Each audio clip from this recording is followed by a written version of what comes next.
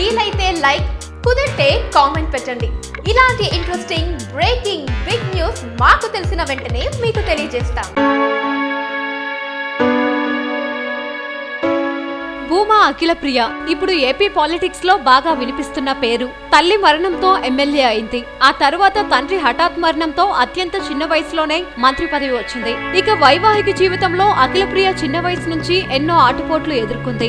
అఖిలప్రియ 2010లో శోభానాగిరెడ్డి చేతుల మీదుగా మాజీ కడప మేయర్, ప్రస్తుత వైఎస్ఆర్ కాంగ్రెస్ ఎమ్మెల్యే అయిన రవీంద్రనాథ్ రెడ్డి కొడుకుని పెళ్లి చేసుకుంది. అప్పటి నుంచి జగన్ ఫ్యామిలీకి, భూమా ఫ్యామిలీకి బంధం మరింత గట్టిపడింది. ఆ తర్వాత క్రమక్రమంగా భూమా అఖిలప్రియ వివాహ జీవితంలో మనస్పర్ధలు వచ్చి విడిపోవడానికి దారితీసింది. పెళ్లైన 1-2 సంవత్సరాలకే డివోర్స్ తీసుకోవడం జరిగింది. ఇదే భూమా అనారోగ్యానికి ఒక కారణం. రెండోది శోభా నాగిరెడ్డి చనిపోవటం. అయితే అఖిలప్రియ వైవాహిక జీవితం కూడా ఇలా అవ్వడం చాలా బాధించింది. అయితే ఇవేవీ కనిపించకుండా మంత్రిగా ప్రమాణ స్వీకారం చేసి బిజీగా గడుపుతోంది అఖిలప్రియ. ఇక్కడ కనిపిస్తున్న సబ్స్క్రైబ్ బటన్ ని నొక్కి సబ్స్క్రైబ్ అవ్వండి.